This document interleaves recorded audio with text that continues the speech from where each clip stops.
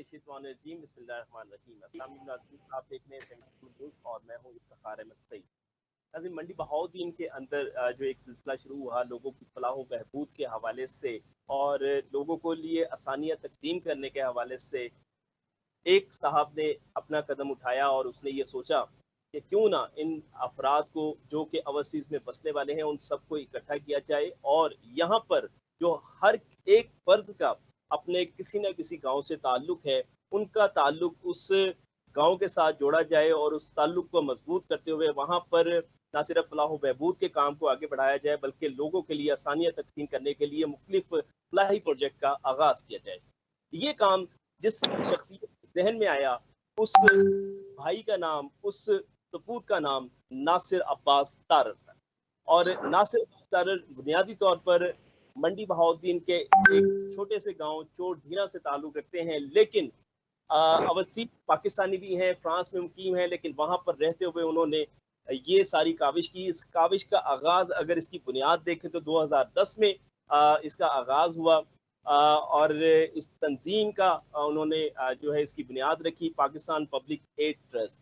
आज पाकिस्तान ट्रस्ट ने एक और नई तंजीम को जन्म दिया, वो है Pakistan overseas add trust. Pakistan overseas add trust जो है वो मंडी बहाउद्दीन के जुमला ओवरसीज पाकिस्तानियों को जो है इकट्ठा कर रही है और हर किसी को अपने गांव देहात के अंदर जो है वो फलाह व बहबूद के कामों के लिए चलने की काविश और कोशिश कर रहे हैं। इन तमाम तंजीमों को जितनी भी इस वक्त मंडी बहाउद्दीन की जितनी भी जुमला तंजीमात हैं वो Pakistan overseas add trust, Pakistan public add trust के पर इकट्ठी हो चुकी हैं। इनका दायरा कार क्या होना चाहिए, किन प्रोजेक्ट के ऊपर काम करना चाहिए और क्या सिर्फ जो है वो सियासत की तरफ भी इनको रुजू करना चाहिए या सिर्फ खिदमत खलक ही के कामों को जो है ना मद्देनजर रखते हुए कदम आगे बढ़ाना चाहिए। इसके ऊपर हम आज बात करेंगे। दायरा कार के हमारा आज का टॉपिक है इन फलाही तंजीमों का और इसके लिए हमें जिन शख्सियात ने ज्वाइन किया है जनाब एजुकेशनिस्ट हैं जैगम मुगीरा साहब, इनके साथ जनाब नासिर अब्बास तारर साहब चेयरमैन हैं पाकिस्तान ओवरसीज एड ट्रस्ट और हमारे हर दिल अजीज शख्सियत हमारे हर रोज के प्रोग्राम जो 72 न्यूज़ के होस्ट करते हैं जनाब अब्दुल रऊफ गोंदल साहब जो कि एग्जीक्यूटिव मेंबर हैं पाकिस्तान ओवरसीज एड ट्रस्ट के। तमाम तीनों शख्सियात को मैं वेलकम करता हूँ। जी, मैं पहला सवाल जैगम मुगीरा साहब के सामने रखना चाहूँगा। जैगम साहब, ये माशाल्लाह जिस नोयत का काम आप देख रहे हैं कि हम कहते हैं कि हम अपने मोहल्ले में भी चंद अफराद को इकट्ठा करना और एक पेज के ऊपर लाना हो तो मेरा ख्याल है मुश्किल नहीं, तकरीबन नामुमकिन सी बात होती है। तो ये नासिर अब्बास तारर साहब ने इतना बड़ा काम कर दिया, मंडी बहाउद्दीन के अंदर 130 तंजीमों को इकट्ठा किया और ये सेहरा तो यकीनी तौर पर नासिर तारर साहब को भी अब्दुल रऊफ गोंदल साहब के भी सर, दोनों के सर जाता है। लेकिन अब ये माशाल्लाह एक ऐसी नहज के ऊपर पहुंच चुके हैं कि इनके जो तंजीमों के मामलात हैं, जो दायरा कार हैं, उनको खुलकर बयान होना चाहिए कि क्या किस तरफ इनको जाना चाहिए। इसके ऊपर आप क्या कहते हैं? बिस्मिल्लाहिर्रहमानिर्रहीम। सबसे पहले तो मैं जनाब नासिर अब्बास तारर, जनाब अब्दुल रऊफ गोंदल और इनकी तमाम को, इस काफिले के, इस कारवान के तमाम मुअज़्ज़ज़ मेंबरान को मुबारकबाद पेश करता हूँ। ये आसान काम नहीं था। मैं समझता हूँ कि ये ऐसा काम जिसमें इनका कोई पर्सनल इंटरेस्ट नहीं है। ये रिफॉर्म कर रही है और रिफॉर्मर जो होता है उसकी पहली खूबी ये होती है कि उसकी अपनी मंजिल पे निगाह होती है। रास्ते में कठिन मंजिलें भी आती हैं और हसीन मनाजिर भी आते हैं। बशीर बदर ने शायद ऐसे मौके के लिए ही कहा था कि जब से मैं चला हूँ मेरी मंजिल पे नजर है, रास्ते में कभी मील का पत्थर नहीं देखा। और ये फूल मुझे कोई वरासत में मिले हैं, ये फूल मुझे कोई वरासत में मिले हैं, तुमने मेरा कांटों भरा बिस्तर नहीं देखा। वक्त अगर जाऊंगा सब चौंक पड़ेंगे, एक उम्र हुई दिन में कभी घर नहीं देखा। तो ये उन लोगों का काम होता है जिन्हें कुदरत मुंतखब कर लेती है। ये चुनिंदा लोग होते हैं, लेकिन कायद की नजर اور قائد کی جو مین ٹیم ہوتی ہے ان کی نظر اپنی منزل پر ہونی چاہیے. جو فلاحی تنظیم ہے اس تنظیم کا بنیادی مقصد کسی چھوٹی سی بستی کے اندر، کسی گوٹ کے اندر، کسی چک کے اندر، کسی محلے کے اندر یا کسی شہر کے اندر یا ایز اے ہول کسی بھی ملک کے اندر وہاں کے ہی وسائل سے، موجود لوگوں کے وسائل سے انہیں وہ سہولت مہیا کرنا ہوتی ہے جو سہولتیں انہیں میسر نہ ہو. لیکن یہاں ایک مغالطہ، اس کا دور ہونا بہت ضروری ہے. تنظیم اور ریاست میں بہت بڑا فرق ہوتا ہے. بالکل ریاست جو عمارت ہے وہ جوڈیشری، لیجسلیچر، ایگزیکٹو اور بعض حوالوں سے جرنلسٹ جو ہیں جرنلزم اس پر وہ بیس کرتی ہے. آرگنائزیشنز کے پاس نہ کوئی جوڈیشری ہوتی ہے کہ وہ لوگوں کے ایسے معاملات جس میں چوری ڈاکہ ہو سکتا ہے، جس میں لڑائی جھگڑا ہو سکتا ہے، جس میں ایون قتل ہو سکتا ہے، کہ وہ بیٹھ کر ان معاملات کو سالو کرنا شروع کر. اس کے لیے ایک الگ ڈومین ہے بالکل اور وہ ڈومین جوڈیشری کی ہے. وہ سول جج سے لے کے ایڈیشنل سیشن سے ہوتی ہوئی ہائی کورٹ کے سنگل بینچ سے فل بینچ تک اور پھر سپریم کورٹ تک موجود ہے. کسی بھی این جی او کے پاس یہ سہولت موجود نہیں ہے. اس لیے میں نہیں سمجھتا، الگ ہے، ساری بات ہے. اس لیے میں یہ سمجھتا ہوں کہ ان معاملات کے اندر اپنی دخل اندازی کر کے بندہ کسی نہ کسی سطح پر کسی نہ کسی دھڑے اور کسی نہ کسی پارٹی کا غیر محسوس حصہ بن جاتا ہے اور پھر اس کی وہ ایفیکٹونیس موجود نہیں رہتی، لوگوں کا وہ اعتماد موجود نہیں رہتا. ظاہر ہے ایسے ہی بہت سارے وہ کام ہیں جو ایگزیکٹو سے تعلق رکھتے ہیں. آپ سوسائٹی کے اندر اویئرنیس پیدا کر سکتے ہیں، آگہی اور شعور کو عام کر سکتے ہیں، لیکن آپ کے پاس امپلیمنٹیشن کے لیے وہ پاور نہیں ہے جو ایگزیکٹو کے پاس موجود ہوتی ہے. اور خاص طور پر ناصر صاحب کا اور عبدالرؤف گونگل صاحب کا جو ویژن ہے اور جو مشن ہے کہ پہلے ہم ایک ڈسٹرکٹ کو مثالی ڈسٹرکٹ بنائیں، پھر اس ماڈل کو لوگ کاپی کریں گے. پہلے قریبی اضلاع اور پھر انشاءاللہ میں اپنے صحرا کے ذرے ذرے کو خود چمکنا سکھا رہا ہوں. پھر یہ روشنی، یہ خوشبو، یہ زندگی کا پیغام تمام اضلاع تک پہنچے گا. اس لیے یہ بھی عرض کرنی ہے کہ میڈیکل کی لائن سپوز آپ نیورو سرجن سے یہ کبھی توقع نہ کریں کہ وہ کسی کی آنکھ کے کالے موتیے کا آپریشن کرے گا. بالکل ایسے ہی. تو جو فیلڈ جس ڈاکٹر کا ہے وہ ENT اسپیشلسٹ ہے تو اس سے اسی فیلڈ کی توقع کریں. وہ اگر آئی اسپیشلسٹ ہے یا کسی بھی فیلڈ کا ہے، وہ نیفرولوجسٹ ہے، تو آپ کڈنیز کے بارے میں تو ان سے توقع کر سکتے ہیں. آرتھروپیڈک سے ایسے ہی یہ جو ویلفیئر آرگنائزیشنز ہیں ان کو ان کے غیر متعلقہ کاموں میں الجھانے کا مطلب یہ ہوگا کہ وہ کام جو انہوں نے شروع کی ہے آپ آغاز کے اندر اس کو روک لیں. میں جناب ناصر صاحب سے اور عبدالرؤف گونگل صاحب سے یہ ہمبل ریکویسٹ کروں گا کہ اس آگہی کو اور اس شعور کو اپنی تمام ویلفیئر آرگنائزیشن جتنی ان تک پہنچایا جائے. خاص طور پر ہمارا جو ڈسٹرکٹ ہے یہاں پر بنیادی طور پر جو ایشوز ہیں وہ ایگو کے ہیں، انا کے. اس جھگڑے کے پیچھے انا ہوتی ہے.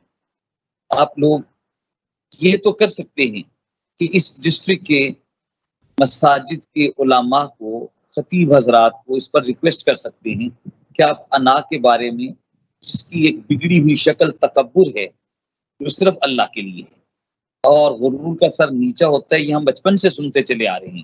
اسی کی کوکھ سے جھگڑے جنم لیتے ہیں کہ میرا باپ بڑا اور میرا باپ بڑا، میری کوٹھی بڑی اور میری جاگیر بڑی. تو تین چیزیں ہیں جن کی کوکھ سے جرائم جنم لیتے. ایک انا ہے. صدا ہمارے تعاقب میں ایک آئی تھی، انا کی بات تھی ورنہ پلٹ گئے ہو. انسان کا ضمیر ہم نہیں کرتا ہے کہ یو آر رانگ. لا اقسم بیوم القیامہ، ولا اقسم بالنفس اللوامہ، نہیں میں قسم کھاتا ہوں قیامت کے دن کی، اور نہیں میں قسم کھاتا ہوں ملامت کرنے والے نفس کی، ضمیر کی. ان سب کے پاس موجود. اسکول کالج یونیورسٹی کے پیپر میں چیٹنگ کرنے والے بچے کو بھی پتا ہوتا ہے ہی از ڈوئنگ رانگ، اس کا ضمیر اسے بتا رہا ہوتا ہے، لیکن وہ کرتا ہے. مراد یہ ہے کہ جو لوگ کرمنلز ہیں، آپ ان کے معاملات میں پڑیں گے تو اس کا نتیجہ یہ نکلے گا کہ آپ جی ٹریک ہو جائیں. میرے سپاہ. جی میں صرف یہاں پہ یہ پوچھنا چاہتا ہوں آپ سے کہ اب اتنا ماشاءاللہ بڑا پروجیکٹ ایجوکیشن کا بھی لے کے چل رہے ہیں یہاں پر، بینگ ایجوکیشنسٹ جو ہے نا، لوگوں کے اندر شعور اور جو ہے نا شعور کی آگاہی جو ہے نا وہ کیسے ممکن ہو سکتی ہے، لوگوں کو کیسے جو ہے نا اس طرف راغب کیا جا سکتا ہے. جس طرح کی ایگو کی بات آپ کر رہے ہیں، جس طرح کے معاملات ہیں، لوگوں کے اندر بہت زیادہ انا پرستی ہے، تو کس طرح سے لوگوں کا جو ہے نا وہ یہ والا میٹر جو ہے نا سالو کیا جا سکتا ہے؟ میں جیسے 3 ٹاپکس کی بات کر رہا تھا، میرا اپنا یہ خواب ہے، میرا ڈریم ہے کہ ہم ان 3 موضوعات کے اوپر، انا کے اوپر، غصہ کے اوپر اور لالچ کے اوپر، یہ تینوں وہ بنیادیں ہیں جہاں سے جرائم نکلتی ہیں.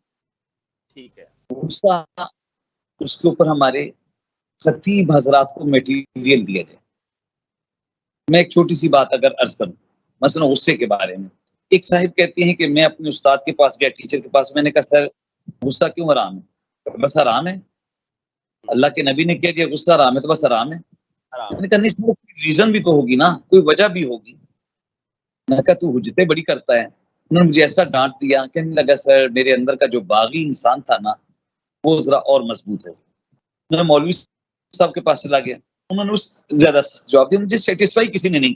کہتے اسی دوران شاید بی بی سی کے اوپر ایک پروگرام ہو رہا تھا اینگر کے اوپر، میں نے وہ سنا تو سوال یہی کیا گیا کہ غصہ کیوں حرام ہے. انہوں نے کہا کہ دیکھیں غصہ اس لیے حرام ہے کہ غصے میں آدمی کے پاس چوائس ختم ہو جاتی ہے، آلٹرنیٹو باقی نہیں رہتا. جب آپ غصے میں ہیں تو آپ کی سمجھنے کی اور سوچنے کی صلاحیتیں سلب ہو جاتی ہیں. تو اس کا حل یہ ہے کہ وقفہ دیا جائے. اس لیے فرمایا اگر تم غصے میں ہو، کھڑے ہو تو بیٹھ جاؤ، بیٹھے ہوئے تو لیٹ جاؤ، پانی پیو. اس کے 100 اب غصے کے نتیجے میں سر میڈیکل پرابلمز پیدا ہوتی ہیں. آپ کا بلڈ پریشر ہائی ہو جاتا ہے اور آپ کو ہارٹ ایشوز ہوتے ہیں، آپ کی بلاکیج ہونا شروع ہو جاتی ہے شریانوں کے اندر، آپ کی کڈنیز متاثر ہونا شروع ہو جاتی ہے. تیسری چیز میں نے کہی تھی گریڈ، زمین کے ایک چھوٹے سے قطعے کے اوپر کتنی جانیں طلب ہو جاتی ہیں، بالکل ایسے کتنی جانیں. تو یہ اویئرنیس، یہ بدقسمتی سے جو ہمارا منبر و محراب ہے وہ اس کے اوپر کوئی ورک نہیں کر رہا. مرشد اقبال نے کہا تھا اگر صاحب ہنگامہ نہ ہو منبر و محراب، دی بندہ مومن کے لیے نیند ہے یا خواب. تو منبر و محراب نے اپنی ڈیوٹی نہیں ادا کی. پھر دوسرا ادارہ جو آرگنائزڈ ادارہ ہمارے چھوٹے سے گاؤں سے لے کر بڑے شہروں تک ہے وہ تعلیمی ادارے، اسکول ٹیچر. جب سوسائٹی کے اندر کوئی جرم ہوتا ہے تو مجھے لگتا ہے بینگ ٹیچر کہ زیگم تم ناکام ہو گئے، تم ناکام ہو گئے، تم اس ایجوکیشن سے وابستہ ہو، تم نے لوگوں کو یہ آگہی کیوں نہیں دی، تم نے لوگوں کو یہ شعور کیوں نہیں دیا. تو میں پھر واپس اپنی دوسری بات کی طرف آتا ہوں سر، کہ فلاحی تنظیموں کا جو کردار ہے وہ یہ ہے کہ وہ معاشرے کے اندر موجود وسائل، مثلا میں چھوٹی سی بات کرتا ہوں، میں ایک اسکول یا اسکولز کی ایک چین ہے. اب آج ہمارے کچھ بچے فارغ ہوئے، میں غزالی پاڑیاں والی کی فیئر ویل سے فارغ ہو کر آیا ہوں. کل مجھے پھالیا غزالی کی اور مونگوال غزالی کی جانا ہے، پرسوں مجھے ڈنگا غزالی کی فیئر ویل میں جانا ہے. اچھا، جو میں بات کہنا چاہ رہا ہوں، یہ 10th کے کوئی 3-4 ہزار بچے ہوں گے جو 10th کرتے ہیں. اگر ہم as a welfare society in بچوں سے یہ ریکویسٹ کریں کہ یار یہ جو یونیفارم اب آپ کے لیے بے معنی ہو گیا ہے، یہ ڈریس بینک کے اندر جمع کروا دیں، کتنے ہی وہ بچے ہوں گے جو اس اہل نہیں ہوں گے ادارہ آرگنائزیشن کوئی ویلفیئر سوسائٹی یہ کرے کہ ان کو دھوئے, ان کو پریس کروائے, ان کی پیکنگ کرے اور بڑے آنر کے ساتھ ان فیملیز تک ان کو پہنچا دیں جن کے بچے دوسرا یونیفارم لینے کی. اب لیکن یہ ٹیچر سوچے گا تو ایسا ہوگا نا جی, بکس کا ہے تو مینز یہ کہ تعلیمی ادارے اور مساجد ان کو زندہ کیا جائے. یہ زندہ نہیں ہے. جب آدمی مرتا ہے نا جی تو جسم کے تو سارے آرگنز موجود ہوتے ہیں, آنکھیں بھی, کان بھی, ہاتھ بھی, کیا نہیں ہوتا اس میں روح موجود نہیں ہوتی اور وہ جسم بے معنی ہو جاتا ہے. ایسے ہی ہمارے تعلیمی ادارے موجود تو ہیں لیکن وہ آگہی اور شعور کے لیے جو ہم سیمینار کرنا چاہتے ہیں, میں کہتا ہوں اس کے اوپر بھی انویسٹمنٹ کی ضرورت نہیں. ان اداروں کے پاس جایا جائے, ان کے پاس روزانہ ایک کلاس ہے بچوں کو. ہم جو صفائی کی بات, بڑا اچھا ڈسٹرکٹ منڈی بہت دن کا کلیننس کا فیس بن رہا ہے اور یہ پاکستان اوورسیز ڈے ٹرسٹ اور PPAT جو ہے اس کا بہت بڑا رول ہے اس کے اندر. یہ کیا اسکولوں کے ذریعے نہیں ہو سکتا؟ کیا وہاں کے ٹیچرز اور پروفیسرز اس رول کو لے لیں؟ تو میں بڑا آپ کہہ لیں کہ اسٹرانگلی یہ عرض کرنا چاہوں گا کہ ہمیں کبھی بھی ویلفیئر کے کاموں سے ہٹ کر دوسرے کاموں میں انگیج اپنے آپ کو نہیں کرنا چاہیے. ہمارے پاس بہت راستے. میں پچھلے دنوں ایک پڑھ رہا تھا کہ ایک نشئی جو ہے امریکہ کے اندر, وہ اپنا گھر جاتے ہیں اور گھر والے اسے گھر میں انٹر ہونے سے روک دیتے ہیں. وہ چرچ جاتا ہے اور چرچ والے بھی انہیں کہتے ہیں کہ نہیں, آپ کی جگہ ہمارے پاس موجود نہیں ہے. تو وہ 1, 1.5, 2 دن کی بھوک کے بعد شام کے وقت ایک, جیسے ہمارے یہاں میرج ہال ہے, اس طرح کی کسی جگہ پر پہنچتا ہے تو ان کا وہ کھانا جو ضائع ہونے والا ہے, وہ کہتے ہیں میرے جیسے اتنے بھوکے اس پارک کے اندر پڑے ہوئے ہیں. تو وہ ٹرک جو انہوں نے اس وقت فریش کھانا تھا لیکن انہوں نے اس کو ضائع کرنا تھا, اس کو اس پارک کے اندر پہنچاتے ہیں. بظاہر وہ نشے والے لوگ ہیں لیکن وہ اس سے فائدہ اٹھا رہے ہیں, کھانا کھا لیتے ہیں. اب ایک رستہ ملا, آہستہ آہستہ پوری ایک چین ان تمام میرج ہالز کی اور ہوٹلز کی بنی جنہوں نے اپنا کھانا شام کے ایک خاص وقت کے بعد ضائع کرنا ہوتا تھا. اب ان ڈبوں میں پیکنگ ہوتی ہے اور مختلف جگہوں کے اوپر جو لوگ ہنگری ہیں ان تک وہ کھانا پہنچا دیا جاتا ہے. تو رستے, یہ بے پناہ رستے موجود ہیں نا جی, بجائے اس کے کہ ہم ان کا کریں کہ فلاں گاؤں کے اندر ہم نے کرنا ہے, وہاں فلاں جھگڑا ہو گیا ہے. تو یہ تو ایک لمبا سلسلہ ہے. انیشیلی ہمیں اس کے اوپر جی بالکل ٹھیک ہو گیا آپ کا. ماشاءاللہ بہت سراسل گفتگو آپ نے ساری اس موضوع کے اوپر فرمائی. سب سے اہم ترین موضوع میں جس کے اوپر میں چاہتا ہوں کہ اتنا لمبا اور اتنا اس کے اوپر فصاحت و بلاغت کے ساتھ گفتگو ہو سکتی ہے, وہ ہے تعلیم, علم اور شعور. جو کہ تعلیم تو ہم دے ہی رہے ہیں, ایجوکیشن ماشاءاللہ پورے پاکستان کے اندر جو ہے نا اتنے بڑے تعلیمی ادارے ہیں اور اتنی زیادہ تعلیم عام ہے. لیکن میں رؤف گوندل صاحب کو شامل کر کے اس کے بعد میں دوبارہ آپ کی طرف آؤں گا. رؤف صاحب بہت شکریہ, آپ نے بھی ہمیں جوائن کیا. رؤف صاحب کائنڈلی آپ ذرا تھوڑا سا اس کے اوپر بریف کر دیجئے. آپ کی نظر میں آپ کی جو تنظیمیں ہیں اس کا دائرہ کار کیا ہے, کون سا ایجنڈا ہے جس کے اوپر چل کر آپ جو ہے اپنا جو ہے وہ نصب العین طے کریں گے اور آگے بڑھ کر اس ضلع کو جو ہے مثالی ضلع بنائیں گے؟ جی بہت شکریہ خار بھائی, آپ نے وقت دیا اپنے حالات کے اظہار کے لیے. جہاں تک فلاحی تنظیموں کا دائرہ کار ہے اس حوالے سے ذائقہ مغیرہ صاحب نے بڑی تفصیل سے بات کی ہے اور جس کی جو ذمہ داری بنتی ہے اس کی بھی نشاندہی کی ہے. کیونکہ ہم اگر شعور کی بیداری کے لیے کوشش کریں اور ہم میں سے ہر بندہ جو ہے وہ اپنی ذمہ داری ادا کرے تو یہ آج کل جو ہمارے ملک کے حالات ہیں, ہمارے ضلع کے حالات ہیں, شاید یہ مختلف ہوتے. کیونکہ ہم سبھی جو ہے وہ آگے بڑھنے کے لیے کوشش کر رہے ہیں یہ دیکھے بغیر کہ کیا ہم اخلاقی طور پر صحیح کر رہے ہیں یا نہیں, کیا ہم دین کے مطابق آگے بڑھ رہے ہیں یا نہیں, یا ہماری ایز اے مسلمان ہماری کیا ذمہ داریاں ہیں, کیا ڈیوٹیاں ہیں. یہ دیکھے بغیر ہم سب ایک دوسرے سے آگے بڑھنے کی دوڑ میں بھاگے جا رہے ہیں. اور اس سے ظاہر ہے جو موجودہ صورتحال ہے وہ آپ کے سامنے ہے. یہ جو ویلفیئر کمیٹیاں بنی ہیں ان کا دائرہ اختیار ابھی اس پلیٹ فارم کو بنے ہوئے ہمیں 1 سال بھی نہیں ہوا اور 1 سال میں اس کی کارکردگی اگر دیکھیں تو وہ بڑی اطمینان بخش ہے، کیونکہ ضلع منڈی بہاولدین کے 130 گاؤں میں یہ ویلفیئر کا پیغام، فلاح کا پیغام جو ہے وہ پہنچانا اور پھر عملی طور پر وہاں کام کر کے دکھانا، یہ بہت بڑی اچیومنٹ ہے۔ لیکن جس طرح زیگم مغیرہ صاحب نے کہا ہے کہ ہمیں اپنے جو گول ہے اس پر فوکس کرنا ہے، ہمیں اپنی جو بنیادی جو کوئی بھی ویلفیئر کا کام کرتا ہے اس کی جو ذمہ داریاں ہیں اس دائرہ کار کے اندر رہ کر ہی اس کو نبھانی چاہیے۔ اگر ہم اسٹیٹ کے معاملات میں مداخلت کریں گے، ہم اپنے دائرہ کار سے باہر نکلیں گے تو ہم جو کام کر رہے ہیں وہ بھی نہیں کر سکیں گے۔ ہم نے غیر سیاسی ہو کر، غیر جانبدار ہو کر صرف اور صرف خدمت خلق پر فوکس کرنا ہے، دکھ انسانیت کی خدمت کرنا ہے، شعور کی بیداری کے لیے ہم نے کام کرنا ہے۔ اور جو لوگ اب تک اس کارواں کا حصہ نہیں بنے، ہم نے کوشش کرنی ہے کہ وہ بھی اس میں ہمارے ساتھ ملے تاکہ ہم ضلع منڈی بہاولپور کو ایک مثالی ضلع بنا سکیں۔ اگر ہم دیگر اداروں کے ساتھ دیگر معاشرتی برائیوں کے پیچھے پڑ جائیں گے تو ہم اپنے اصل مقصد سے ہٹ جائیں گے۔ جو کام اسٹیٹ کے کرنے والے ہیں وہ اسٹیٹ کو کرنے دیں۔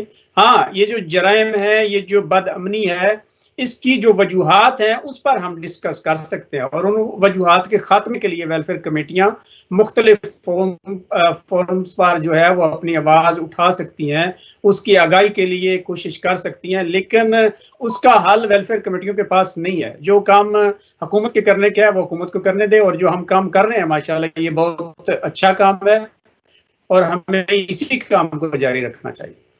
اچھا رؤف صاحب، کن چیزوں کو فوکس کر کے آپ آگے بڑھ رہے ہیں کہ بھئی یہ آپ کا جو ہے نا فوکس ہے کہ لوگوں کو جو ہے نا وہ تعلیم دینی ہے، ان کو صاف پانی دینا ہے، یا پھر ان کے صحت کے جو مسائل ہیں ان کو حل کرنا ہے؟ پریورٹی کیا ہے آپ کی کہ کس چیز کے اوپر جو ہے نا فوکس ہے آپ؟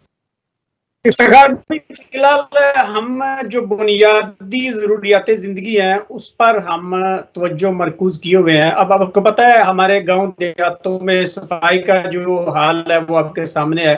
جہاں جہاں ویلفیئر کمیٹیاں بنی ہیں ماشاءاللہ وہاں صفائی کے حالات جو ہیں وہ پہلے سے بہتر ہو رہے ہیں۔ اس کے بعد صاف پانی کی فراہمی جو ہے وہ بھی جہاں جہاں ویلفیئر کمیٹیاں بنی ہیں وہاں تمام لوگوں کو صاف پانی جو ہے وہ مل رہا ہے۔ اس حوالے سے کافی حد تک جو یہ جو گندے پانی کی وجہ سے بیماریاں پھیل رہی تھیں وہ رک گئی ہیں، لوگ خوش ہیں۔ اور اس کے علاوہ جو گاؤں میں غریب ہیں، یتیم ہیں، بیوہ عورتیں ہیں، ان کی بھی مدد کی جا رہی ہے۔ غربا تک عید میں، رمضان میں مختلف حوالوں سے جو راشن پیکیج ہے وہ دیے جا رہے ہیں۔ اسکولوں میں کمرے جہاں نہیں ہیں وہاں ویلفیئر کمیٹیاں کمرے بنوا رہی ہیں، یونیفارمز تقسیم کر رہی ہیں، اور دیگر بھی جو بنیادی ضروریات زندگی ہیں اپنی اپنی استطاعت کے مطابق ہر ویلفیئر کمیٹی جو ہے وہ کام کر رہی ہے۔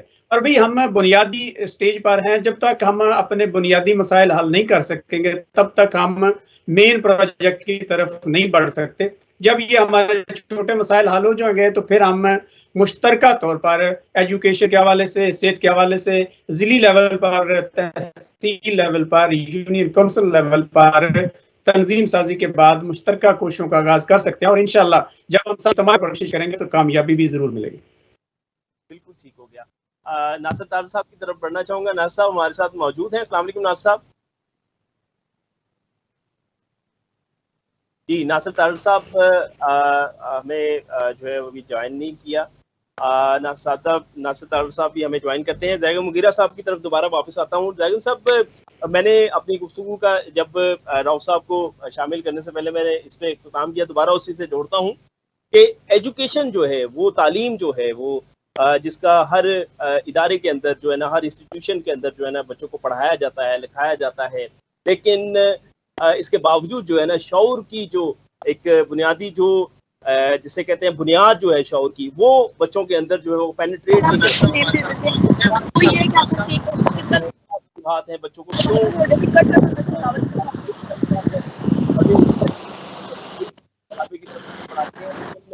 شعور سے جو ہے نا، جبکہ ہم تھوڑا سا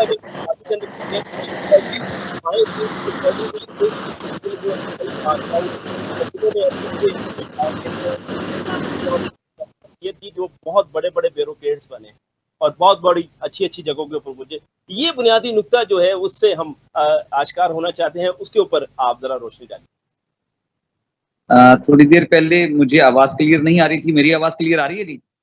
جی جی بالکل آپ کی آواز آ رہی ہے۔ میں ایک ماضی کے واقعے سے اس بات کی تھوڑی سی کلیریفیکیشن کرتا ہوں۔ ایک دیہاتی علاقے میں، کیونکہ ہم اکثر لوگ دیہاتی ہیں، تو ایک بچہ کسی ڈیرے کی طرف آگے بڑھ رہا تھا. جھونپڑی سے ایک آدمی نکلا اور اس نے اس کو آواز دی کہ بیٹے آگے نہیں جاؤ، آگے علاقہ ٹھیک نہیں ہے. لیکن بچہ سنی انسنی کر کے آگے بڑھتا گیا. کسان تھا، پیچھے دوڑا، لیکن اس کے دوڑتے دوڑتے وہ ایک دلدلی علاقے میں وہ بچہ پہنچ چکا تھا. اس نے اس تک جب پہنچا تو پہلے اس کے پاؤں دھسے، پھر وہ گھٹنوں تک، تب تک وہ ناف تک اس دلدل علاقے کے اندر جو ہے وہ دھس چکا تھا. وہ چونکہ کسان اسی علاقے سے تھا، اسے معلوم تھا کہ مشکلات سے اس طرح کی کیسے نبرد آزما ہونا ہے. بچے کو اس نے نہلایا، نکالا، نہلایا دلایا اور شہر کی طرف روانہ کر دیا. اگلے دن اس کی جھونپڑی کے باہر اس دور کی سب سے بڑی قیمتی گاڑی موجود تھی. بندہ باہر نکلا، اس نے بلایا، اس نے کہا دیکھیے آپ نے میرے بیٹے کی زندگی بچائی ہے، میں آپ کو کچھ انعام دینا چاہتا ہوں. اس ان پڑھ کسان نے یہ کہا کہ صاحب اگر یہ کسی غریب کا بیٹا ہوتا تو کیا میں اسے نہ بچاتا؟ کیا میں نے اس لیے بچایا تھا کہ آپ کوئی بڑے امیر کبیر آدمی ہیں؟ وہ لاجواب ہو گیا. اس نے کہا بہرحال آپ کو انعام وصول کر لے، میرا اکلوتا بیٹا ہے، آپ نے اس کی خدمت کی ہے، میرے اوپر آپ نے احسان کیا. انہوں نے کہا میں نے بالکل آپ پر کوئی احسان نہیں کیا. That's humanity. یہ انسانیت کی بنیادی ضرورت. بہت بڑے مکالمے کے بعد جب بات ہو رہی تھی تو جھونپڑی سے ایک اور بچہ باہر نکلا. وہ اس کسان کی ٹانگوں سے لپٹ گیا. اس امیر آدمی نے کہا یہ کون ہے؟ اس نے کہا جی یہ میرا بیٹا ہے. اس نے کہا ٹھیک ہے آپ کوئی انعام نہ لیں، ایک مہربانی کر دیں، جہاں میرا یہ بیٹا پڑھے گا اس کے ساتھ ہی اس بیٹے کو آپ پڑھانا شروع کر دیں. کسان کا نام فلیمنگ تھا. فلیمنگ نے جب اس کو فلیمنگ کو امیر آدمی نے کہا تو اس نے مان لیا. اب وہ دونوں بچے اکٹھا پڑھنا شروع ہو گئے. اچھا اس کا اگلا فیز یہ بنتا ہے کہ پڑھتے پڑھتے یہ وہ بچہ ہے، اس بچے کا نام تھا الیگزینڈر فلیمنگ. اس بچے نے پہلی اینٹی بایوٹک جو ہے وہ تیار کی، اور ان دا مین وائل وہ جس بچے کو دلدلی علاقے سے اس نے بچایا تھا، یہ پہلا بچہ ہے کہ جو بیمار ہوتا ہے اور اینٹی بایوٹک اس پر استعمال ہوتی ہے اور اس کیفیت میں ہوتی ہے کہ وہ موت کی دہلیز پر چلا جاتا ہے، اور اس اینٹی بایوٹک کے استعمال سے وہ دوبارہ زندگی کی طرف لوٹ آتا ہے. اس کا نام الیگزینڈر فلیمنگ ہے اور اس اینٹی بایوٹک کا نام پینسلین ہے. اس پینسلین کے نتیجے میں دیکھیں کسان نے بھلائی کی، وہ بھلائی خیر اس کی طرف لوٹ کر آئی، اس کا بچہ پڑ گیا. اب جب اس کا بچہ الیگزینڈر فلیمنگ پڑ جاتا ہے، وہ اینٹی بایوٹک بناتا ہے، اور وہی بچہ جو پہلے دلدل کے اندر پھنس گیا ہے اب وہ موت کی دہلیز پر بیماری کی وجہ سے چلا گیا. یہ بچہ جو دوبارہ زندگی کی طرف لوٹتا ہے اس کا نام ہے چرچل. چرچل کے جو انگلینڈ کا سب سے گریٹ نام ہے. پھر یہی اینٹی بایوٹک دوسری ورلڈ وار کے اندر یوز ہوتی ہے اور 25 لاکھ لوگوں کی زندگی محفوظ ہوتی ہے. کہنا یہ ہے کہ آج کے ٹیچر کو پروفیشنل ٹریننگز کے ساتھ ساتھ میرے بس میں ہو تو میں 2 سبجیکٹس لوگوں کو ضرور پڑھاؤں، میں اس کو سلیبس کا حصہ بناؤں. ایک سوشل ورک یا سوشیالوجی ہے اور دوسرا سائیکالوجی ہے، اور خاص طور پر بیٹیوں کے لیے کہ میں بیٹیوں کو صرف ٹینسز انگلش کے نہ یاد کراؤں، میں انہیں صرف میتھمیٹکس کے ٹیبلز یاد نہ کراؤں، میں انہیں فزکس کے صرف لاز یاد نہ کراؤں، کیمسٹری کی ایکویشنز نہیں. میں انہیں یہ بتاؤں کہ بیٹے گھر کیسے چلایا جاتا ہے، ایک کامیاب گھر کیسے بنتا ہے. یہ بھی ویلفیئر ہے. آپ کو پتہ ہے کہ پاکستان کے اندر فیملی سسٹم کتنی تیزی کے ساتھ ٹوٹ کا شکار ہے. بالکل ایسے ہی کتنی تیزی کے ساتھ ڈائیورس ہو رہی ہے اور لوگ اذیت کا شکار ہو رہی. This is also need of the educational system کہ ہم بچوں کو اور بچیوں کو بتائیں کہ زندگی بچے کیسے گزارنی ہے. آپ 10th ضرور یاد کر لیں، آپ گریڈز اچھے لے لیں، آپ بورڈ کی پوزیشنیں بھی لیں، لیکن آپ کو ایک اچھا انسان کیسے بننا ہے. دس از آلسو ویلفیئر. تو میں تو چونکہ ایجوکیشن سے وابستہ ہوں، مجھے ایسے لگتا ہے کہ اگر ہم تعلیمی اداروں کو فوکس کر لیں تو اس کے ریزلٹ کے طور پر دیکھیں میرے گھر کے اندر کم از کم 20-25 ہزار کی وہ میڈیسن پڑی ہوں گی جو یوزیبل نہیں. ہم ڈاکٹر کے پاس گئے, انہوں نے میڈیسن دی, 2-3 دن کے بعد استعمال کے بعد ہم ٹھیک ہو گئے. اب وہ میڈیسن گھروں میں پڑی پڑی خراب ہو جائے. میرے گھر کے اسٹور کے اندر کون کون سی چیزیں پڑی ہیں میرے لیے وہ یوز لیس ہے, لیکن شاید ایک بڑی تعداد ان لوگوں کی جو ان چیزوں کے لیے بھی ترستے ہوں. تو ایک تحریک اٹھانے کی ضرورت ہے, اور اس تحریک کا ذریعہ صرف تعلیمی ادارے ہو سکتے ہیں یا مساجد ہو سکتی ہیں, لیکن یہ اس شکل میں ہوگی کہ جب ہم انہیں ان کا جائز مقام دیں گے, جب ہم انہیں آنر کریں گے, وہ ڈیو رسپیکٹ میں. مجھے یاد ہے میرے سر تھے سید حسن علی شاہ صاحب, سید اکمل حسین شاہ صاحب, میرے استاد کیفر فانی صاحب تھے. اللہ جانتا ہے کہ مجھے کبھی جرت ہی نہیں ہوئی کہ میں سر اٹھا کر ان کی طرف دیکھ سکوں. کل ضلع منڈی بہودین کا بہت بڑا نام دنیا سے رخصت ہو گیا, ڈاکٹر خضر نشائی صاحب. ڈاکٹر خضر نشائی صاحب کل فوت ہوئے, اور ان کے نماز جنازہ کے اندر 20 پی ایچ ڈی ڈاکٹرز, 20 مشائخ, یہ استاد ہے. پولیٹیکلز تو اپنے ووٹ لینے کے لیے جاتے ہیں نا. مجھے کل ایک آدمی نے بڑی عجیب سی بات کہی, عبدالرؤف صاحب سنیے گا. اس نے کہا یہاں ہر آنکھ کے پیچھے آنسوؤں کے کٹورے ہیں. دیکھنے لگے زیگن صاحب کیا ڈاکٹر خضر نشائی صاحب نے, مجھے ڈاکٹر عبد الرحمان رانجے نے کہی. انہوں نے کہا رانجا صاحب نے کہا کہ زیگن صاحب کیا یہ ڈاکٹر خضر حیات نشائی صاحب نے کسی کو نوکری دلوائی, کسی کا کچہری کا کوئی کام کیا ہے, کسی کو کوئی روپے دیے ہیں؟ نہیں, ایسا نہیں ہے.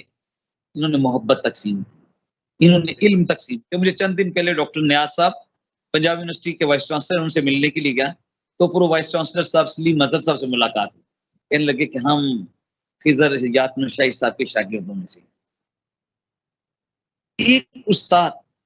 اور آپ یاد رکھیں, مجھے یہ بتاتے ہوئے خوشی ہو رہی ہے کہ پچھلے دنوں نشی مورا جاپان سے ایک ڈیلیگیشن کے ساتھ ہمارے یہاں پھالیا ہے. انہوں نے کہا کہ جب لوگوں سے آپ لٹریچر چھین لیں گے, انہیں صرف سائنس اور ٹیکنالوجی پر لگا دیں گے تو وہ مشینیں بن جائیں گی. بالکل ایسے ہم جاپان نے, اہل جاپان اس کو بھگتا ہے.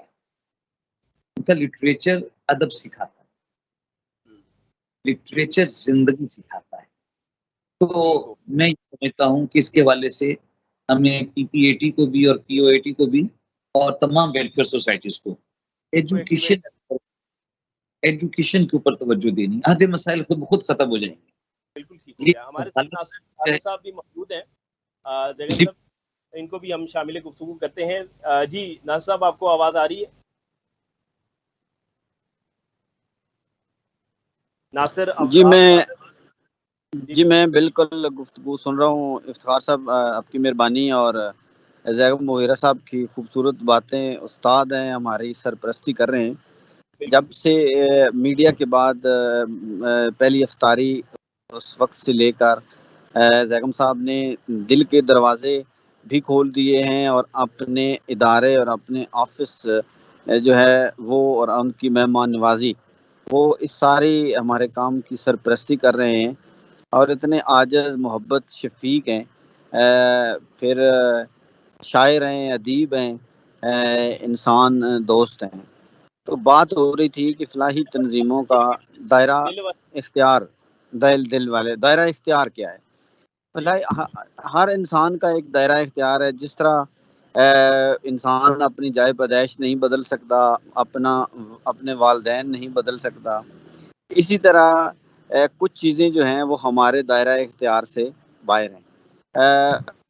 وہ ہم آرمی چیف کو نہیں بدل سکتے, ہم وزیر اعظم کو نہیں بدل سکتے, ہم صدر پاکستان کو نہیں بدل سکتے, حتیٰ کہ ہم اپنے ضلع کے D P O D C او کو بھی نہیں بدل سکتے. یہ بہت سارے جو مسائل امن و امان کے خاص طور پر ہیں وہ ان لوگوں کے ساتھ جڑے ہوئے ہیں جو ان کے پیدا کیے گئے ہیں, اور وہ کر رہے ہیں. اور اس کو بڑھانے میں تمام اداروں کا سیاستدانوں سمیت پورا ہاتھ ہے, خواہ وہ سیاستدان کونسلر ہو یا اوپر والا ہو. اب بات یہ ہے کہ ہم کہاں سے چلے تھے, کہاں تک پہنچے ہیں, اور ہماری منزل کیا ہے. ہماری منزل اپنے حصے کی شمع کا مقصد ہے کہ اچھائی کو بڑھانا ہے، برائی کا ذکر نہیں کرنا. اس پہ مجھے شیخ سعدی رحمۃ اللہ علیہ کی بات آئی. ایک دفعہ ان کے شاگردوں نے کہا کہ شیخ صاحب آپ جو ہے وہ آپ ہر بات میں شیخ صاحب جو ہیں وہ جس قسم کی بھی ہو تو شیخ صاحب اس میں اچھائی کا رخ جو ہے وہ نکالتے ہیں. تو آپ نے دیکھا کہ ایک بدبودار کتا ہے، اس میں سے انہوں نے کہا کہ سر آپ نے اس میں کون سی اچھائی دیکھی ہے؟ تو آپ نے فرمایا کہ دیکھو اس کے دانت جو ہیں وہ بڑے سفید ہیں. آپ دیکھیں کہ ہر انسان جو ہے جس طرح دیکھیں وہ اشفاق صاحب نے کہا کہ کسی نے کہا کہ جی یہ جو مکھی ہے اس کی 86 آنکھیں ہوتی ہیں. انہوں نے کہا کہ لکھ لعنت اس کے اوپر بیٹھتی تو پھر یہ گند کے اوپر ہی ہے. اب دیکھیں یہ انسان کی ترجیحات ہوتی ہیں. اچھائی ڈھونڈنے والے انسان جو ہے اس کو یہ قدرت کی آکسیجن، یہ خوبصورت آسمان، یہ دی ہوئی دولتیں، یہ دیا ہوا پیسہ، یہ ہماری صحت، اللہ نے ہمیں دیے وسائل، پھر ایک اس طرح کا ضلع، پھر اس ضلع میں اتنی دولت، پھر اس ضلع میں اتنا ٹیلنٹ، یہ ساری چیزیں ہمیں اللہ نے اتنی خوبصورت دی ہیں جن کو ہم موٹیویٹ کر کے نیو تنظیموں کو کریٹ کر کے کرنے والے کام جو لوگ ہیں ان کو اچھائی کے کام کرنے والوں کو فیسیلیٹیٹ کر کے تو ہم آگے بڑھ سکتے ہیں. اب مسئلہ یہ ہے کہ دنیا میں بغیر مسائل کے پرسکون جگہ تو ایک ہے، وہ ہے قبرستان. جب تک ہمیں ہماری زندگی کے ساتھ ساتھ یہ مسائل بھی چلنے ہیں، یہ دونوں کام بھی چلنے ہیں، اور انشاءاللہ تعالی ہم اپنی کوشش ہر لمحہ کریں گے. میں سمجھتا ہوں کہ فلاحی تنظیموں کا دائرہ اختیار ویلفیئر ہے، صلح کروانا ہے اور لڑائی جھگڑا ان چیزوں میں نہ پڑنا ہے. اگر کوئی ایسا ایشو ہے، کوئی فلاحی تنظیم میں سے کوئی نمائندہ ہے، ممبر ہے، ڈونر ہے، تو وہ اس سے ہٹ کر اپنے معاملات طے کرے. ہاں اگر کوئی مشکل میں ہے تو اس کے مدد کے کئی طریقہ کار ہوتے ہیں، وہ اچھے طریقے سے کیے جا سکتے ہیں. جو بھی آدمی اس فلاحی تنظیم کے ایجنڈے اور اس کو استعمال کرے گا تو پھر اس کا حال، آپ کو میں ایک ایگزامپل دے دیتا ہوں کہ اگر اس ملک میں اتنے آسان ہوتے مسائل تو ایک 100 کے قریب منہاج القرآن کا سیٹ اپ اور لاکھوں لوگوں کو لے کے وہ اسلام آباد میں پہنچے. آپ کے 200 چینل نے جو ہے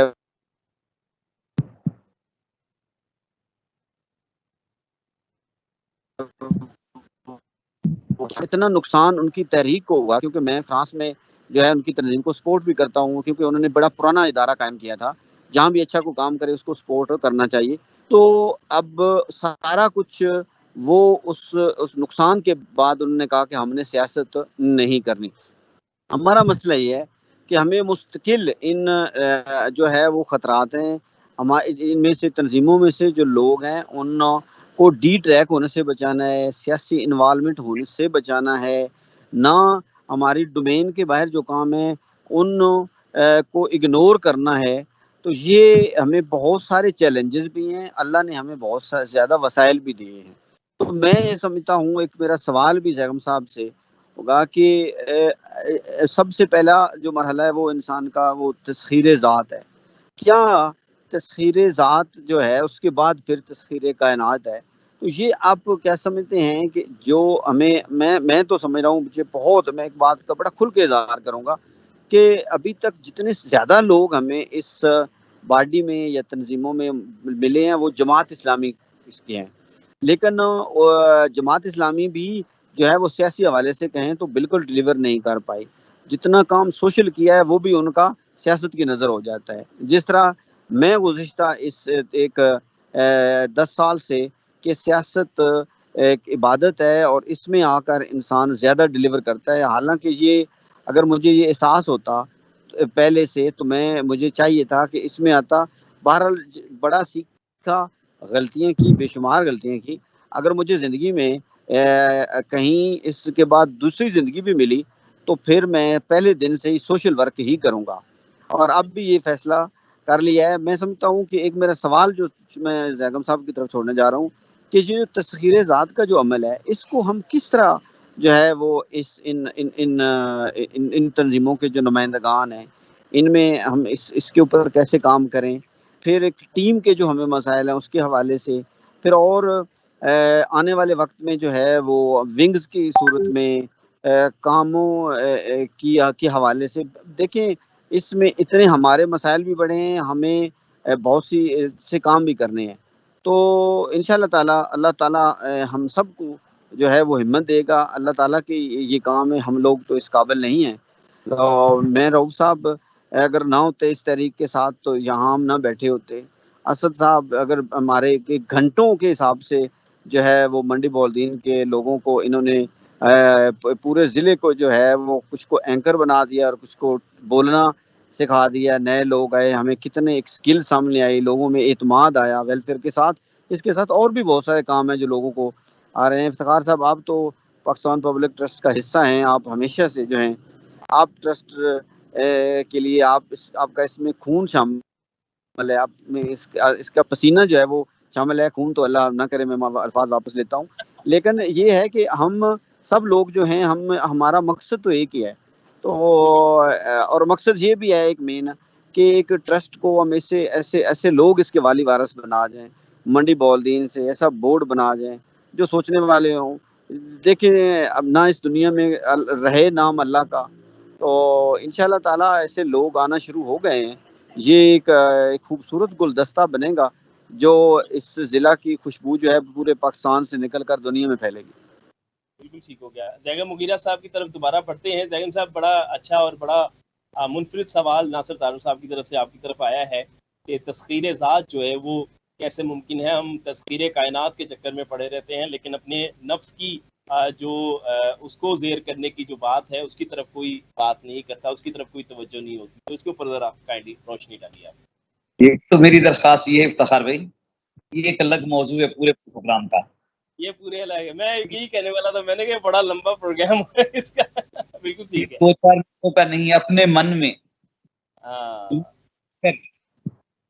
جا سراغ تو اگر میرا بنتا نہ بن اپنا تو بن. من کی دنیا جذب و مستی ذوق و شوق، تن کی دنیا سود و سودا مکر و فن. من دولت ہاتھ آتی ہے تو پھر جاتی نہیں، تن کی دولت چھاؤں ہے، آتا ہے دھن جاتا ہے دھن. من کی دنیا میں نہ پایا میں نے افرنگی کا راج. من کی دنیا میں نہ پایا میں نے افرنگی کا راج، من کی دنیا میں نہ دیکھے میں نے شیخ و برہمن. پانی پانی کر گئی تو کلندر کی یہ بات، تو جھکا جب غیر کے آگے نہ تن تیرا نہ من. یہ جو عرفان ذات ہے نا جی، تصویر ذات تو بعد میں ہوگی. پہلے عرفان ذات ہے. عرفان ذات سے عرفان رب ملتا ہے. میں یونیورسٹی میں پڑھتا تھا، 89 کی بات ہے. تب ایک غزل کی اس کا ایک شعر تھا کہ خالق کے عرفان کی پہلی سیڑھی پر، خالق کے عرفان کی پہلی سیڑھی پر خود اپنا عرفان ضروری ہوتا ہے. بالکل ایسے کالے جنگل میں جب کھو جائے صبح کا اعلان ضروری ہوتا ہے. یہ ہے، میں اس چیز کے اوپر میرا یہ سبجیکٹ ہے سر. میں مرشد اقبال کا ایک ادنا سا مرید ہوں اور مرشد اقبال کی فکر کی بنیاد خود ہی ہے. اب اپنی پہچان کے اندر سب سے پہلے یہ ہے میں کون ہوں، میں کہاں سے آیا ہوں. میں خود آیا ہوں، مجھے بھیجا گیا ہے. اگر کسی نے مجھے بھیجا ہے تو کوئی اسائنمنٹ میرے ذمہ لگی ہے. اگر کوئی اسائنمنٹ لگی ہے تو اس کو ٹھیک طریقے سے کرنے کے نتیجے میں ریوارڈ کیا ہے، اور اگر میں نہیں کرتا تو اس کے نتیجے کے اندر لاسز کیا ہیں. وما لیا لا اعبد الذی فطرنی والیہ ترجعون. یہ سورہ یاسین ہے، 23ویں پارے کی پہلی سورت ہے، آیت ہے. عرض یہ ہے کہ ذات کا عرفان وہی کروائے گا جس کو یہ نعمت پہلے مل گئی ہوگی. بالکل میرے برتن کے اندر بھائی شراب ہے تو میں شراب ہی بانٹوں گا، اور اگر زمزم ہے تو وہ تو سب پھر میں جائے گا. زمزم بانٹوں گا. مجھے اگر عرفان ذات ہے تو میں اپنے قریب بیٹھنے والے لوگوں کو ان مراحل سے گزاروں گا. یہی وجہ ہے کہ جب ابراہیم علیہ السلام نے دعا کی تھی تو کیا دعا کی؟ ربنا وابعث فیہم رسولا یتلو علیہم آیاتک ویعلمہم الکتاب والحکمہ ویزکیہم. واہ واہ واہ، حکمت. آپ کی تعلیم، حکمت کی تعلیم، اسٹریٹجی، اور ساتھ تزکیہ، عرفان ذات. تزکیہ. ویزکیہم، تزکیہ کرے. پیغمبروں کے آنے کا بھی مقصد یہ ہے. اب ایشو یہ ہو گیا کہ جو معلم ہے وہ ایکسیڈنٹلی معلم بن گیا. وہ تو بننا ڈاکٹر چاہتا تھا، وہ تو انجینئر بننا چاہتا تھا، وہ تو پائلٹ بننا چاہتا تھا، وہ آرمی میں جانا چاہتا تھا، وہ جوڈیشری میں جانا چاہتا تھا. یہ نہیں ہوا تو وہ ٹیچر بن گیا.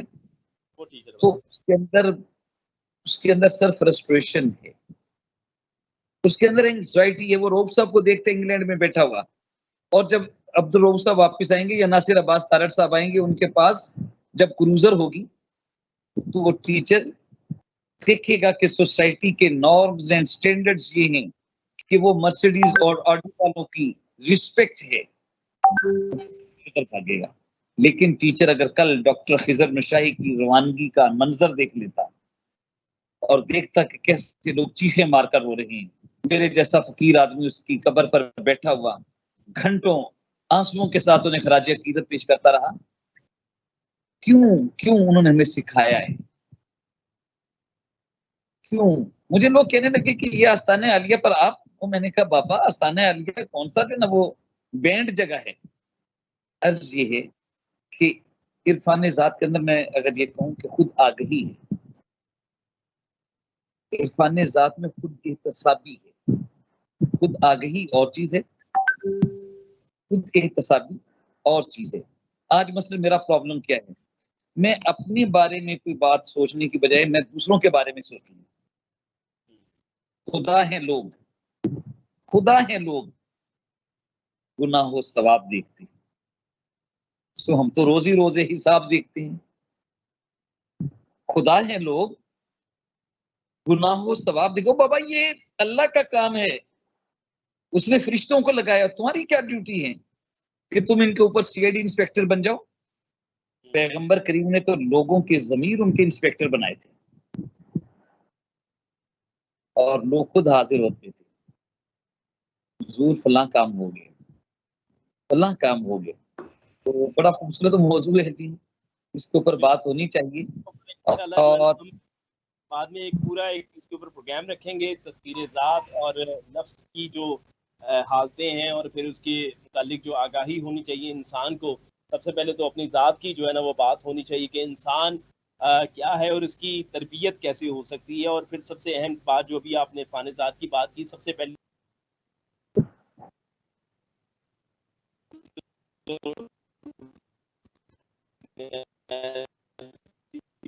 میری درخواست یہ بھی ہے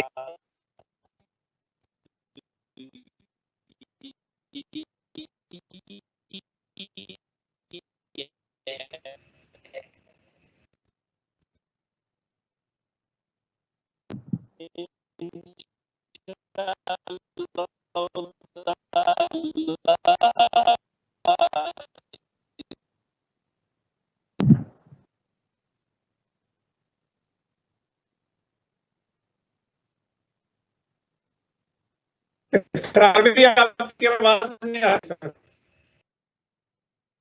آواز نہیں آ رہی جی. جی جائگم صاحب آپ گفتگو کا آغاز کیجئے، شاید ان کی آواز نیٹ ورک کی وجہ سے نہیں پہنچ رہی. آپ کیا کہنا چاہ رہے تھے؟ یس کرنا چاہ رہا تھا کہ ہم ہر چیز کو اس چیز سے ہی جوڑنے کی بجائے کچھ ہمیں ان موضوعات کے اوپر 72 نیوز کو ٹائم دینا چاہیے. خود ایک انسٹیٹیوشن بن جائے، یعنی جیسے خود ہی ہے، اسے ہم عرفان ذات کہہ رہے ہیں، ایک پورا پروگرام اس کے اوپر ہو جانا چاہیے. ایسے ہی مختلف موضوعات کے اوپر डिटर्मिनेशन है। अब मैंने डिटर्मिनेशन एक बहुत बड़ा टॉपिक है, इसके ऊपर पूरा प्रोग्राम होना चाहिए। मैंने आका करीम से डिटर्मिनेशन सीखी। जब आपने कहा अपने चचा से कि ये लोग मेरे दाएं हाथ पर सूरज और बाएं हाथ पर चांद रख दें, मैं अपने मंजिल की तरफ से नहीं आ सकता, या तो मैं इस रास्ते में अपनी जान खपा दूंगा या मैं मंजिल तक पहुंच जाऊंगा। अब डिटर्मिनेशन, दुनिया के अंदर जिन लोगों ने काम किया है वो बड़े डेडिकेटेड लोग हैं, बड़े डिटर्मिन्ड लोग हैं। तो हमारे जो लोग वेलफेयर का काम कर रहे हैं उनकी ट्रेनिंग इस प्रोग्राम के जरिए होना चाहिए। हम इसके ऊपर बात करें, ओपन पॉलिसी का लेक्चर हो, सवालात हो इसके ऊपर, ऐसे ही बुनियादी अखलाकियात है, एथिक्स है, इसके ऊपर प्रोग्राम होने चाहिए। स्माइल के ऊपर बात होनी चाहिए, किसके क्या रिजल्ट्स हैं, स्माइल के क्या हैं। हम गए थे उनसे करने शिकवाए दर्दे फिराक, मुस्करा के उसने देखा सब गिला जाता रहा, एक तबस्सुम हजार शिकवों का, कितना प्यारा जवाब होता है। तो मैं ये समझता हूँ कि हम अपनी वो लोग के जो इन सोसाइटीज के साथ वाबस्ता हो चुके हैं उनकी ट्रेनिंग के लिए इस चैनल को इस्तेमाल करें। महीने में एक या 15 दिन में एक प्रोग्राम। मैं फकीर आदमी भी इस काम के लिए हाजिर हूँ, और भी यहाँ पर बहुत अच्छे अच्छे लोग मौजूद हैं। हम पूरे पाकिस्तान से लोगों को ऑन कॉल ले सकते हैं। मसलन मैं ये समझता हूँ एक और बड़ा आम टॉपिक है वो छोटे बच्चे। साइकोलॉजी ये कहती है कि किसी भी बच्चे की जहानत और उसके माइंड पैटर्न्स 8 साल तक 50% मुकम्मल हो जाते हैं, फिर अगले 4 साल के अंदर वो 70% उसके पैटर्न कंप्लीट हो जाती है और 18 साल तक मुकम्मल हो जाती है। बच्चों की फिक्र को जैसे हम तब्दील कर लेंगे, आने वाले दौर में हम ऐसी सोसाइटी की तश्कील दे सकेंगे। अब मैं पर्सनली जानता हूँ, मैं किसी जमाने में भिक्खी में बैठा हुआ था, तो बाप कह रहा था, मैं उसका, मेरी यादाश्त में ये महफूज है, माउन गाह करना बदन रुपया देना। बाप बेटे से ये कह रहा है माउन, और वो जवाब में था रोटी दे। अब ये एक तरबियत है, एक दूसरी तरफ तरबियत है। मैंने अपनी पूरी लाइफ में अपनी माँ को अपने से पहले सोते हुए नहीं देखा, और पूरी लाइफ में एक सुबह ऐसी नहीं है कि वो हमसे लेट उठी हो। हम वाजुकात पढ़ाई में रात को 1-2 बजे तक भी जागते थे। वो कहते थे हमारे बच्चों को तन्हाई महसूस ना हो। तो माँ की ट्रेनिंग एक पूरा सब्जेक्ट है। हम लोगों को एंगेज करें इसके ऊपर, लोगों को ये बात सुनाएं। तुम कहना ये है कि आप पसंद करेंगे तो मैं आपको 15-20 मौजूआत भेज दूंगा, ठीक हो गया, ठीक हो गया। इन मौजूआत पर बात कीजिए और लोगों से बिल्कुल। जी, बहुत शुक्रिया, thank you very much zag Mughira साहब। अब्दुल रऊफ गोंदल साहब, आपका बेहद शुक्रिया, आपने भी ज्वाइन किया और आज के जो मौजू था उसके ऊपर आपने भी रोशनी डाली।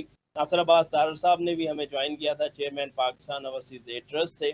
और यकीनी तौर पर हम सब के लिए ये बड़ी अहम बात है कि हम जो अपने मसाइल हैं उनको किस तरह से उनको हल करना है। यकीनी तौर पर बहुत ही आसान है तरीक़ाकार, वो ये है कि इसका आगाज़ जो है वो हमेशा अपनी ज़ात से किया जाना चाहिए। जब आप अपनी ज़ात से आगाज़ करते हैं तो फिर मसाइल जो है वो आहिस्ता आहिस्ता हल होना शुरू हो जाते हैं।